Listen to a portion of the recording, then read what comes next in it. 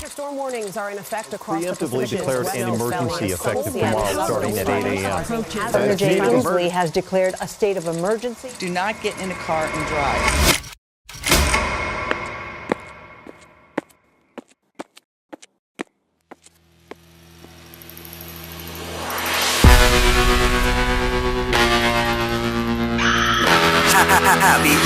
Happy.